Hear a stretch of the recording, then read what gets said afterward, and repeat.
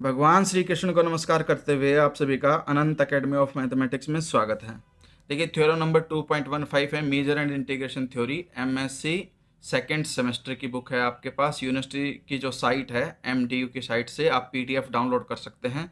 इसमें यह है कि let sequence F N is equal to 1 to infinity be a sequence of measurable functions, then supremum of functions, infimum of functions, फिर supremum and infimum and upper limit lower limit are measurable. ध्यान रखना ये इनके ऊपर बार लगा देना, book में लगा हुआ नहीं है। ये अपर लिमिट है, ये लोअर लिमिट है।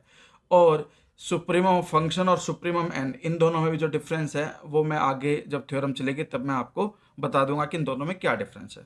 ठीक है, इन सभी को मुझे मिजरेबल शो करना है। तो सबसे पहले तो हम डिफाइन करेंगे एक function M X which is equal to supremum of F one F two F N X. ठीक है, कि भाई ये तो एम एक्स है जो इन सब का सुप्रीमम है। वी शैल शो डेट, ये हमें शो करना है कि जो X M X greater than alpha is measurable. ठीक है, ये शो करना है। अब इन फैक्ट एक्स लिखा, M X greater than alpha लिखा, which is equal to union I is equal to 1 to n X F I X greater than alpha. देखिए जो हम यूनियन लेकर के चलेंगे फंक्शंस की, f1 f2 f3 उन सब की यूनियन ये आ जाएगी।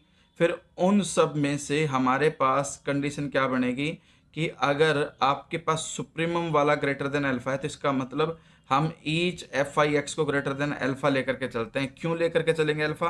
क्योंकि each F I is measurable. तो मिजरेबल की डेफिनेशन के according f1 f2 f3 all are greater than alpha, ये कंडीशन होती है। इस वजह से जो यूनियन होगी वो यूनियन हम एम एक्स के इक्वल मान लेते हैं, क्योंकि एम एक्स जो है वो सुप्रीमम है। तो जो यूनियन होती है वही सुप्रीमम होती है हमारे पास। ठीक है, तो since each F I is miserable, each of the set x F I x is greater than alpha is miserable. ठीक है भाई, ईच एफ आई मिजरेबल गिवन है तो इसका जो ये कंडीशन है वो मिजरेबल होगी।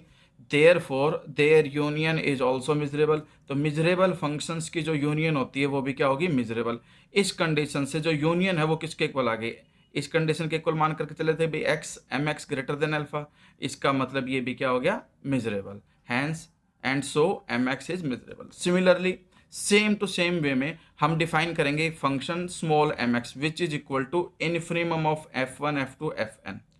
Since X M X less than alpha, फिर यहाँ पर आप यूनियन लोगे I one two N X F I x is less than alpha. उसमें ग्रेटर देन अल्फा वाला केस था, इसमें लेस देन अल्फा वाला केस आ गया कि अभी जितने भी अल्फा से नीचे वाले हैं उन सब के यूनियन को ये माना इन्होंने इस सेट के इक्वल।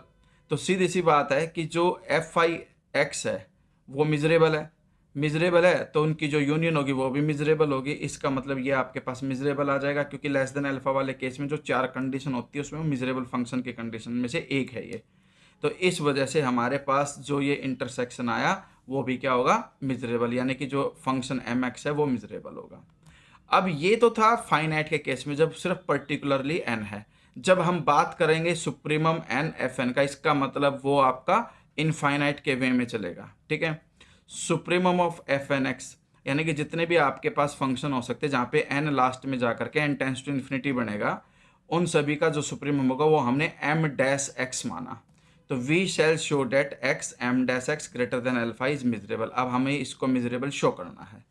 तो फिर X M dash X greater than alpha is equal to, अब यहाँ पर सेम वे में यूनियन ले लोगे, N is equal to 1 to infinity X F N X greater than alpha.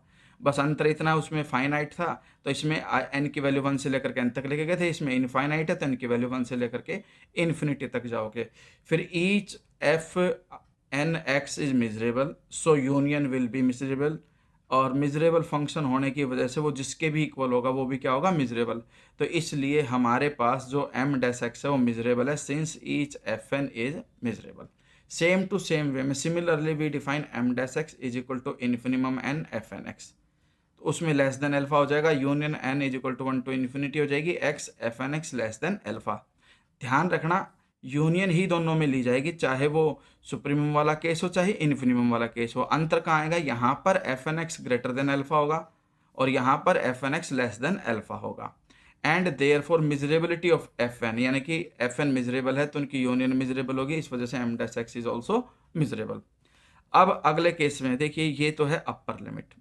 अब upper limit of F N को इन्होंने लिखा है कि भाई F N F K is greater than equal to N, उनके जो सुप्रीमम यानी कि एक प्रकार से जो अपर लिमिट है, आप इसको ऐसे लिख सकते हो, least upper bound of F K where K is greater than equal to N. ठीक है, यहाँ पर एक चेंज है, यहाँ देखिए इन्फिनिमम वाला केस है, सुप्रीमम अंदर है, जबकि लोअर लिमिट वाले केस में इन्फिनिमम अंदर है, उसका सुप्रीमम बाहर है। ठीक है, अब ये दोनों हम इन्फिनिमम और सुप्रीमम ऑलरेडी हम दिखा चुके हैं कि वो मिजरेबल हैं, तो इस वजह से जो अपर लिमिट है और जो लोअर लिमिट है वो दोनों ही क्या होंगी, मिजरेबल होंगी। ठीक है, आप इसको इस तरह से भी लिख सकते हो कि least upper bound of F K for all K greater than equal to N, और इसके अंदर आप लिख सकते हो कि भाई greatest lower bound of F K. ठीक है, for all N greater than equal to K, ये for all K greater than equal to N, ये कंडीशन चलेगी। ठीक है, तो इस वजह से ये सुप्रीमम है, ये इन्फिनिमम है, ऑलरेडी मिजरेबल शो कर चुका हूँ, इसलिए अपर लिमिट लोअर लिमिट भी ऑटोमेटिकली क्या हो जाएंगे, मिजरेबल। अब आगे एक और है कि भाई sequence F N is a sequence of measurable functions converging to F, यानी कि जो सीक्वेंस है वो कन्वर्ज कर रही है एफ को। अब हमें शो करना है कि जो एफ है वो भी मिजरेबल है। तो since sequence converge to F, it means limit N tends to infinity F N is equal to में एफ। अब लिमिट एग्जिस्ट कर रही है, इसका मतलब लोअर लिमिट अपर लिमिट और ये तीनों एक दूसरे के इक्वल होंगे। Lower limit upper limit already miserable होते हैं, इस वजह से जो ये एफ आएगा वो भी क्या होगा, measurable. Hence F is measurable because upper and lower limit are measurable. फिर एक कंडीशन और है कि the set of points on which a sequence F N of measurable function converge to measurable, यानी कि अगर हम एक ऐसी सीक्वेंस लेकर के चलें कि सीक्वेंस के अंदर मिजरेबल फंक्शंस के कन्वर्जिंग के पॉइंट का एक सेट ले लेते हैं। ठीक है भाई, मान लो f1 किसी एक पर्टिकुलर पॉइंट पे कन्वर्ज हो रहा है, f2 किसी पर्टिकुलर पॉइंट पे कन्वर्ज हो रहा है, तो उन सब कन्वर्ज का जो सेट लेकर के चलें, ठीक है, वो भी हमें क्या करना है, मिजरेबल। तो बाय अबव थ्योरम, जो इससे जस्ट ऊपर वाली कंडीशन है, upper limit and lower limit are measurable, फिर उनका जो डिफरेंस है वो भी मिजरेबल होगा। Therefore x upper limit minus lower limit is equal to alpha माना is measurable for all alpha, क्योंकि डिफरेंस है लोअर लिमिट और अपर लिमिट का, अपर लिमिट और लोअर लिमिट का। ठीक है, अब इन पर्टिकुलर अगर मैं अल्फा को सी ले लेता हूँ, ठीक है, एक कांस्टेंट फंक्शन मान लिया हमने, तो उस केस में इन दोनों का जो डिफरेंस है वो जीरो आएगा, और जीरो अपने आप में क्या होता है, मिजरेबल।